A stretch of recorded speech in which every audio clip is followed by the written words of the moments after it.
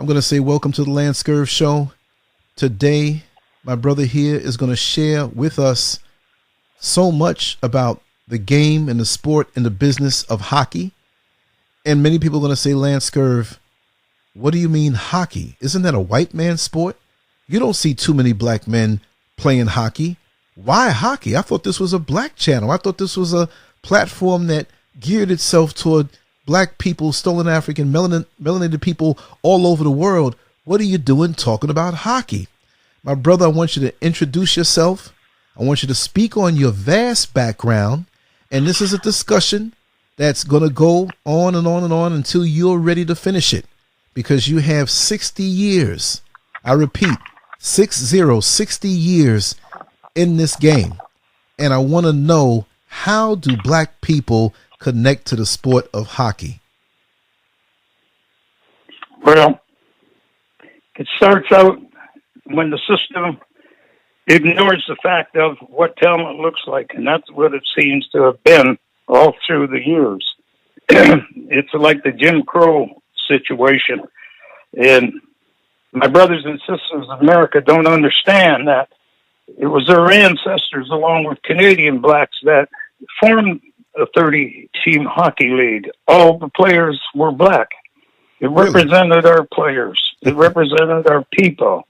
And we, in turn, played with the understanding that we were free men and women, that we were allowed in Canada by the Crown to the land that they gave us, and that we did not sit around and just drink and get drunk and do nothing.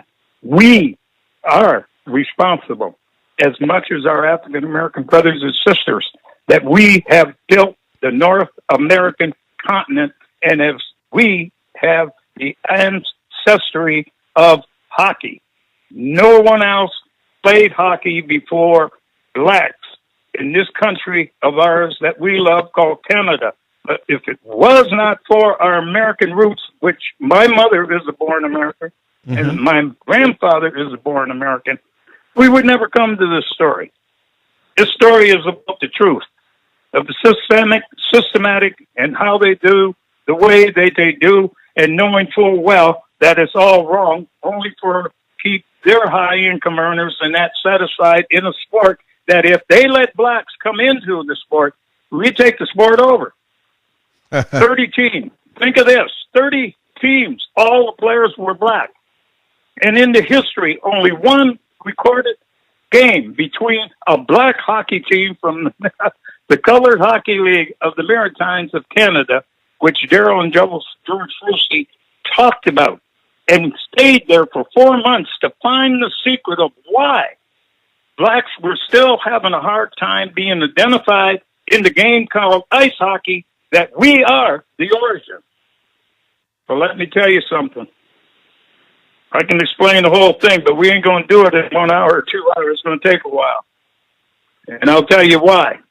Because there's so much that has to be told, that when you get to understand this, and my brothers and sisters in America will finally realize one thing. We have never been given credit for building North America. We have only been given credit like we were of slaves. Let me tell you, there was 800,000 of them slaves that came to Canada that saved slavery, the Civil War of 1812. If the 800,000 black African Americans hadn't come to Canada and come with the black militia and Chief Tecumseh and George Brock, America would have hung it, and we would have still been slaves. But because that happened, it happened here on the riverfront, Detroit River, and Windsor, Ontario, Canada, down from Fort Malden and Amherstburg. Our American brothers and sisters, we've got so much information, we're just asking you to let us tell you what we have done in Canada. We feel humble in the sense that we listen and we watch all the great athletes of America. And we sit back and we talk about the great athletes, but we never talk about the game of ice hockey. When the first black was the leading scorer in the National Hockey League, they said we couldn't even play But that's all right. We've been playing a long time.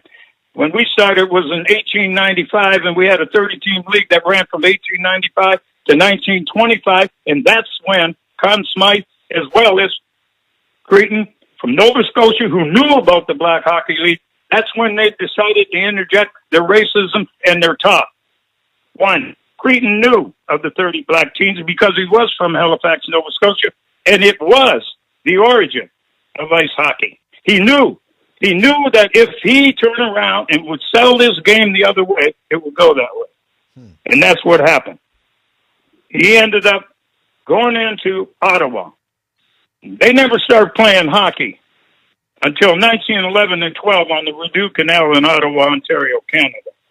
Blacks had been playing from 1895 all the way to 1930 and was still excluded, and never white teams would ever play them. This tells you a story in a sense. Exactly. Black athletes have always been able to overcome adversity. We've overcome all of the things, the bull whipping, the slavery, the hanging on the tree.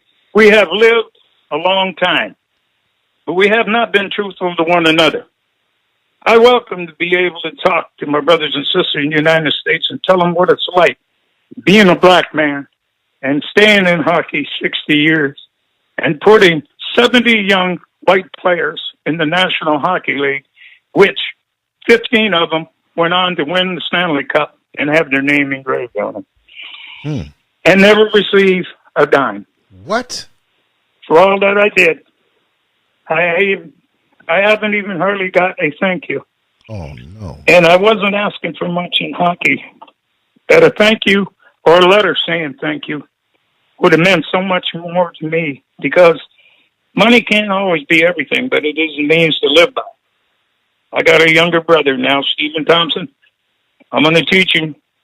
I'm going to teach him what I know. I'm going to tell him how it went. And each and every time you talk to me, I will tell you systematically how it was done. I will give you the names of the great players that were passed over, that were black. I'm going to tell you about the greatest player that the owner of the Toronto Maple Leafs, Conn Smythe, said, I will pay any man $10,000. If you can paint him white, he will be playing for the Toronto Maple Leafs tomorrow. What statement does that say? Does that sound racist? It's beyond racist. This was done by an Army major in the First World War. Conn Smythe was an Army major in the First World War. Yeah, he built Toronto Maple Leaf Garden off of borrowed money, $150,000, and made it into the heaven that he is. But what he did was he excluded a black man because of his race. And it says in Canada, when you're free, they can't use race against you to keep you from any sport or any other activity. Right. But they did it. They did it. They blackballed him. He never played in the National Hockey League. And he was in the top 3 players in Canada at that time. Between 1940 and 1945, Herbie Carnegie was one of the best hockey players and best black players that never got here.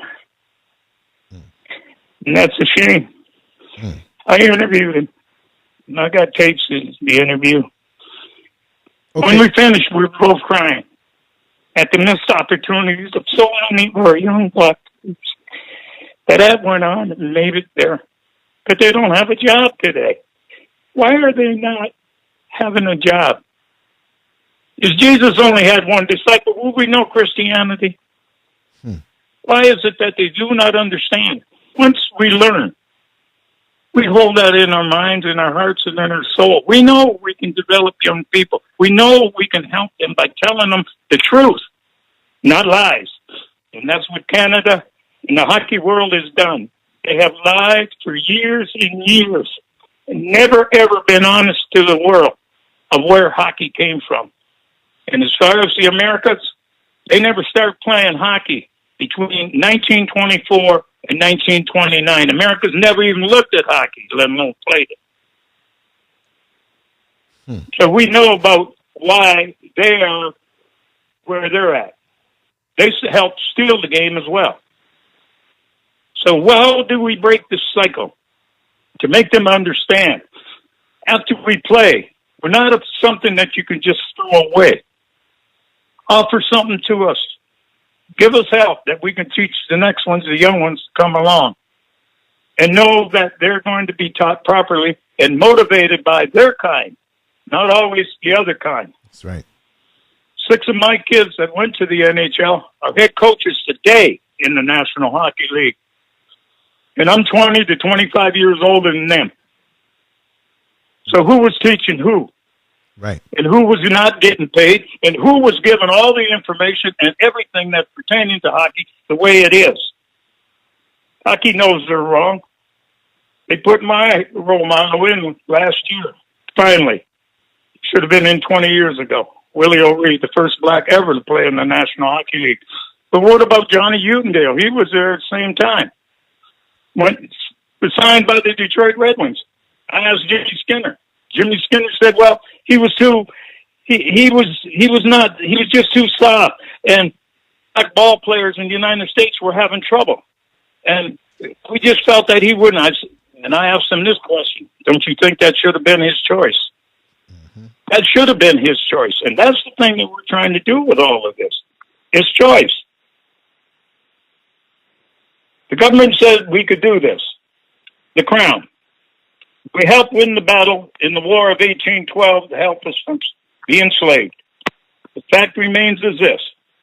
We are still struggling and asking hockey to be truthful and tell the real truth of the origin of ice hockey. Talk about the 30-team Black League. Talk about or find out why white teams only played them once. And when the black team, the Halifax Eureka's, beat them, they would ever played again against a white team. Was it fear, or was it because the other team was superior? We won't ever know that, because history hasn't shown anything yet, and hockey don't want to acknowledge it because they're living in their glory.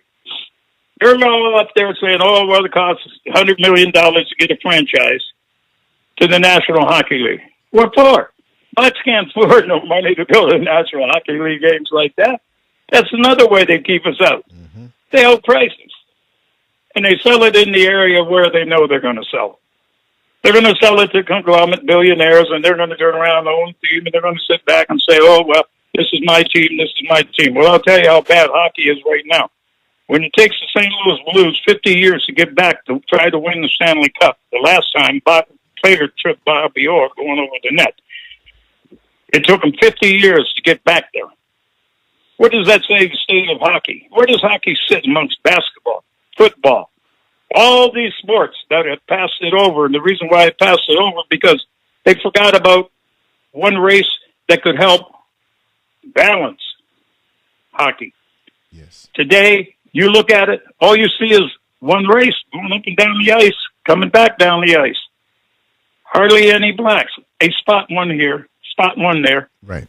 But you don't see a whole team of them. And they're that good.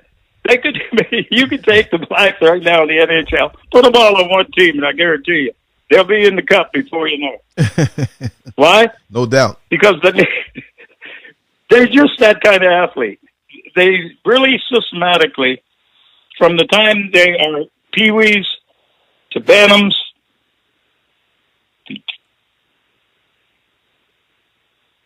to junior, which is the age, 15 to 20, where the NHL feeding grounds, they watch these children.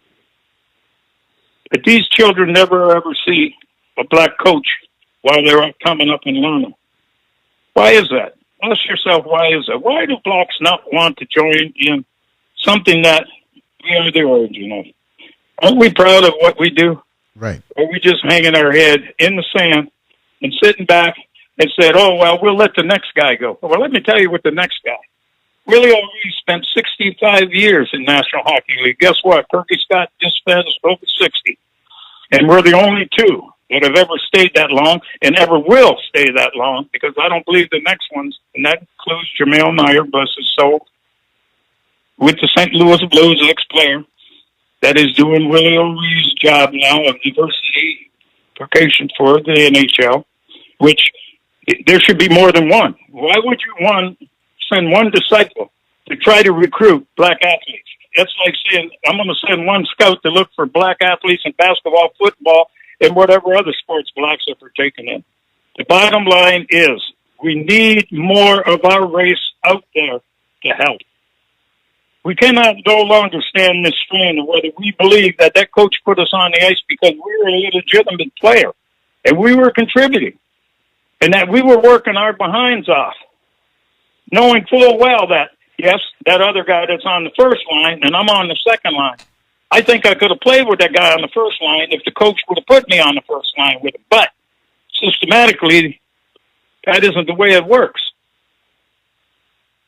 From the owner comes the GM. The GM tells everybody, bingo, he's the head guy.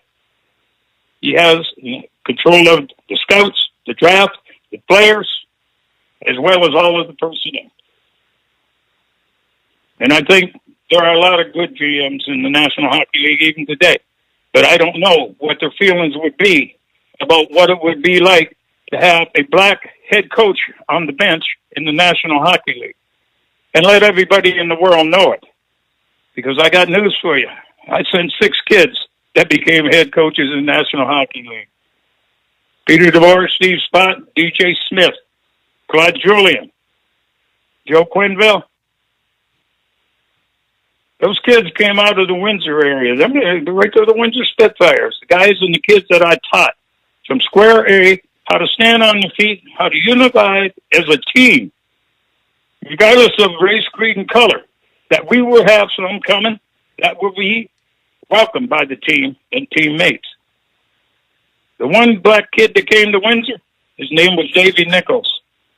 And let me tell you about Davy. Davy could fly. He just didn't skate. His feet never touched the ice. That's how fast he was.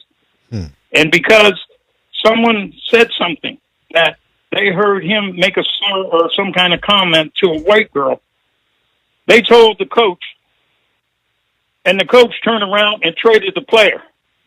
Wow. And when I found out he traded the player, before he left, I went over and I got a hold of him. I said, Davey, don't let this bother you, man. I've been through this umpteen times. All this is the systematic racism that's been here for the last 60, 70 years. It's not going nowhere because blacks ain't going to complain about it because they don't know anything about it. So how can you complain about something you don't know about? If you don't know, you just don't know, and that's what happened. They keep you in the dark. They don't let you know. You don't know who's getting traded. You don't know how much money they're paying each other. You don't know any of that. You got to be really deep in before you get to know all that. Well, I got news for you. I've been deep in. I know how negotiations go all the way it goes. Because I know I helped 70 young white players and 1 black player get to the NHL. 1. Count this now, 1 black player. And he's the second player to have his name engraved on the Stanley Cup. His name was Freddie Brathwaite of Jamaican descent. A kid that I loved and the kid I went after I was told by Jim Rutherford, who is now the general manager of Pittsburgh, to go and interview him, try to bring him to his team in Detroit, the Detroit Junior Red Wings. And I spoke with him, and I convinced him, and he came. And when he came, he became who he was. A goaltender that was young, had won the Memorial Cup, which is the Stanley Cup, the junior. He also did this. He tried to get us to be the winner of the Memorial Cup again. We just missed. But guess what? I asked the favor of a scout that believed in me and some of the kids that I had sent to the NHL, and I asked him one thing. I said, this young Brathwaite goaltender, he's won the Memorial Cup at 17. He's here at 20 years old, and he went undrafted. Could you tell me why that is when he carries the best goal against average in the junior league? And Ed Chadwick of the Edmonton Oilers said to me, he said, I can't figure it out, Kirky. I said, well, I'll tell you what, Ed, do me a favor. I sent you Blair Barnes, who became a 50-goal scorer from the Spitfires. I sent you Sean Babcock from the Spitfires. These guys were ready. When I send them, they're ready. There's no going to the farm team. They're going to play in the NHL. So I asked him to take Freddie to training camp. The rest is history. Freddie went on to help win the Stanley Cup with Wayne Gretzky and them. 2 black players, goaltenders. Oh, wow. 1, 2, Grant Fuhrer and Freddie Brathwaite. You see, it can be done, but maybe by us talking to them, helping them and letting them know we're behind you, but we ain't going to the arena to watch the game at $50. We don't have it. We must find a way to make it so everyone can go to the game. If our black players are playing today, how do you think they feel? Has anybody ever asked them, when you look up in the stand, how many black players can you see up in the stand? I mean, really? You're right. Why? Because they don't believe that hockey will look at this and say, he's right. Why are we hiding who was the origin? This don't make sense. Not at all. This is truth, fact, and there's no denying it. In fact, I heard so many comments about Hervey Carnegie, and I knew what happened. It broke my heart. But when it was substantiated by white people, that comment was said, I knew right then and there the National Hockey League was going to be hard on any black player that came to training camp. And if he wasn't ready, they were going to use the excuse that we're worried about the Americans and the ball players there. They couldn't eat in the restaurant. They couldn't do this, couldn't sleep in the same hotel. All them adjectives just to not give him an opportunity to make his own choice. And that's what this is all about. Now, I'm going to turn you over to my young brother, Steve Thompson. Yes. This little guy's going to tell you about some guys he's got today, so you can hear the difference between when and now. Now, scary. Thank you. Thank you so much. Hello. Hello, my brother. What I'm hearing How you doing?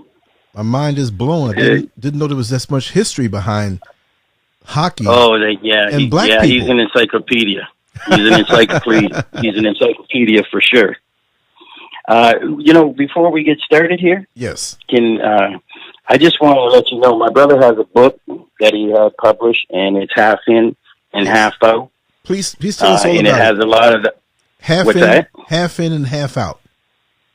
That's right. Okay, and his full name again? Because his full name is George C. Scott, but everybody calls him Kirky. Okay, all right.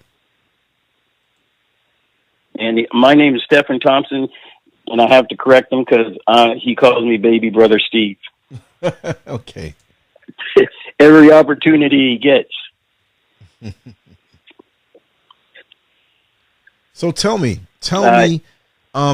there's so much history that we don't know. Yes. It doesn't matter where we start. But I wanted to kind of start in a chronological way and just work our way up and just take whatever twist and turn. It doesn't have to be rigid. It's just that this is so new to us. It's like wherever we take a bite, when you're hungry and you go to the buffet, you don't care what part of the buffet you started. So we're hungry for this knowledge, but there are going to be people who are going to dispute it. There are going to be people who see this on YouTube and they're going to say, no, this is not true because, they're racist and they don't want this to get out. But just bring it raw and don't hold back, brother. So just give us the history, as complete as you want to.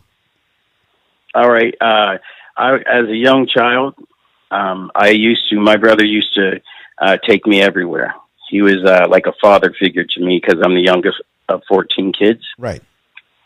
And he has how many years? 17 years on me, somewhere around there. And so he took me everywhere with him. So I was exposed to introduced to different hockey players that he had met, Bobby Orr and Henry Bouchard and players like that, at the Windsor Arena as a kid when I was growing up. He took me to a lot of circuses. He took me, he involved me in training of boxers. Wow. He brought me along, and now he's passing the torch on to me. So like I said, he was like my father. He took me everywhere. He taught me everywhere. He was always patient with me, but as far as hockey is concerned, he's seen everything, and he has done everything on all levels of the sport of hockey. Like right from the stick boy, right up to coach, right up to training coaches, right up to putting him into the NHL and not getting any recognition for what he had done. Mm. And, you know, with hockey, I'm here to carry on what he's doing. I have my own legacy, you know, music, but I'm here to help him finish his legacy and get everything out and exposed.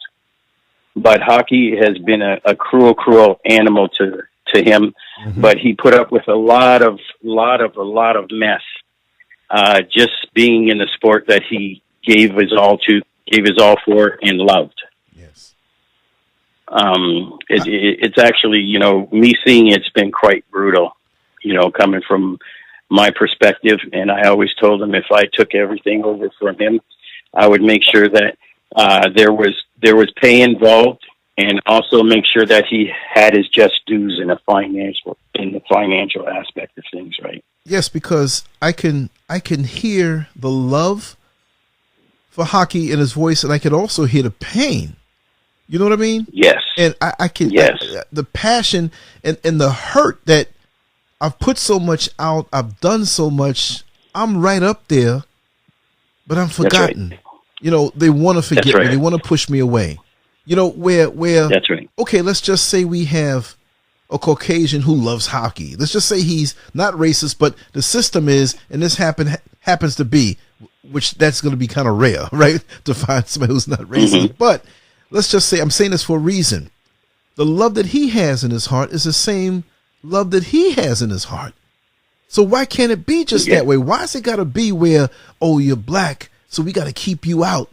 That is straight evil when you have a love for something that deep and a tremendous sense of recall. But one thing I will say, I am so thankful that you and he are so willing to share this, because we can't get it all. We can talk a long time tonight now. I'm not saying that, but we're going to have to keep going deep and deep, because you're going to say, you know what, I forgot this. I got to say this next. So we got to keep, I want to put it on you. Your responsibilities, we're going to keep doing more shows like this to get this out there. Yeah. You know what I mean? This is not just a one-time thing. That being said, take your time and just flow with this, because this is a conversation that's going to be full of information that the world really has no knowledge of, especially here in America. And you know, one other thing I should let you know, that all that he has talked about, he has pictures, he has documents, he has everything to back them all up. He's collected everything for all the years. Beautiful. Now he has everything. Wow. What I want you to do, if you can, for future shows and just for the sake of it, here it is. I've always said this before in other shows. Our story has always been told by someone else. We'll go through the civil rights movement, which really should be the human rights movement. Those photos and most of those videos were caught on somebody else's camera who didn't look like us. Now we have the means to do it.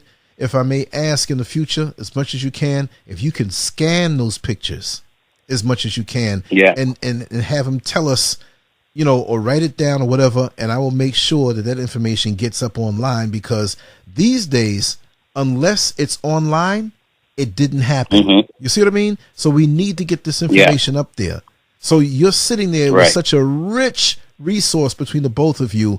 It would be sad now if those photos and those thoughts and those words don't get put up.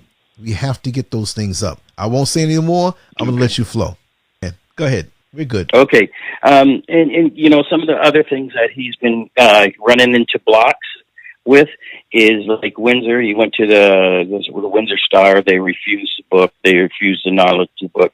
And he has all the proof of the book, but they say that there's no way of them, I guess, doing the research on the documentation that he has, because, you know, most of the people don't, you know, they don't exist. They're older than he is, you know. Wow. So, that's sort of a blockage, but you're exactly what we've been searching for. And, thank you. And we want it's a black issue, and it needs to be with blacks, and it needs to be with people that are going to get out there and let him tell the full truth, not try to edit the mess out of it. Right. The full truth. Yes. All that he has in his heart, all that he's went through, uncensored. Mm. You know, and that's the whole aim. And we knew that we would have to get in touch with somebody from the United States of America who can do that, because over here they just want to chop it, cut it, edit it, and try to find untruths in what he's saying. Right. And we can't turn over we don't turn over the information. The information is in the book that he wrote, and the information is in the stuff that he collected, you know, in every aspect. I'm talking about right down to the last receipt. Mm. You know, that's how detailed, and his memory is still strong, and I want to make sure that he gets recorded and he gets this out to everybody. That's right. Because I can tell you what I seen from my point of view, but he has 60 years of it. Mm. I can't take in all that information and relay that to you. He has to do that himself. Right. Right. Well, I'm here for him with that. We're going to get every ounce of it, you know? Yeah. And there are tapes in the history of his interviews, and I would prefer that you got that we meet maybe one day in the future, just so you can get that information, sure, like straight off sure, the tape. Sure, definitely. Okay. But is there anything else you want to know? Or is there,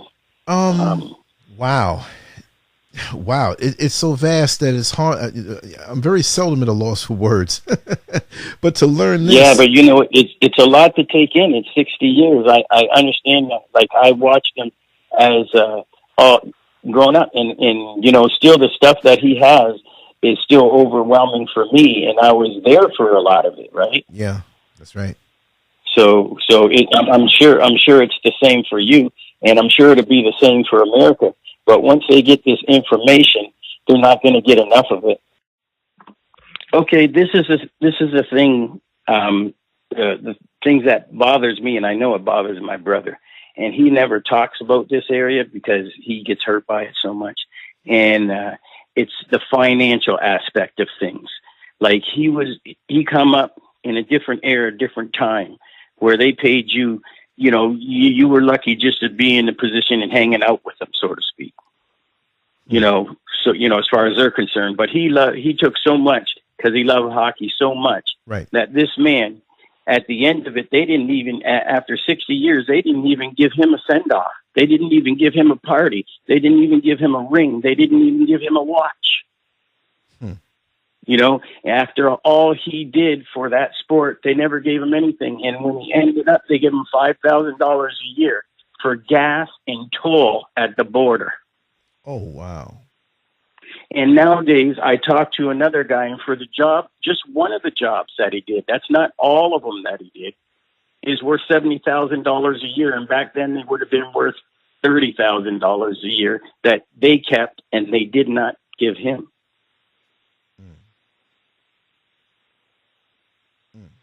And he sacrificed all to the point where now he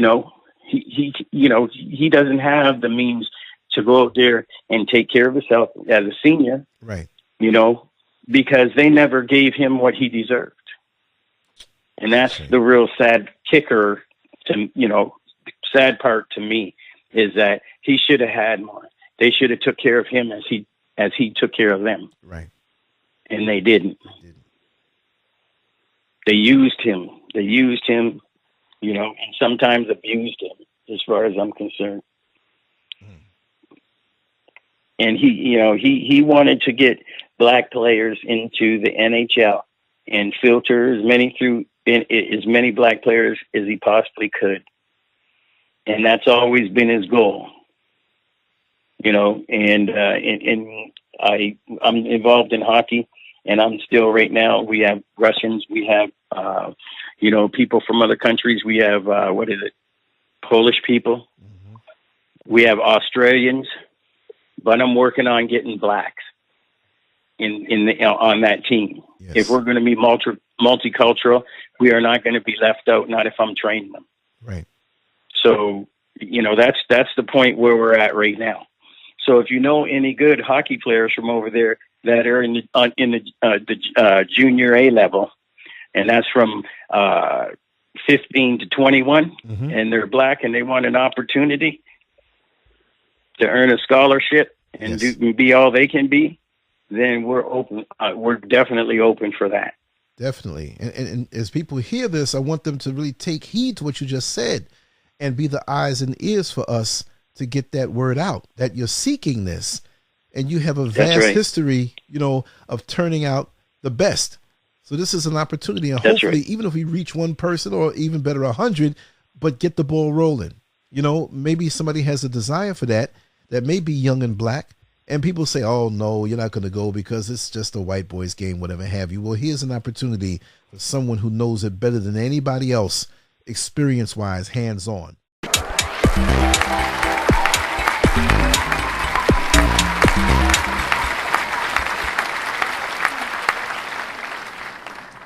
Make sure to check out the boldest blog at Lancescurv.com and follow SCURV on Twitter, Facebook, and YouTube under Lancescurv.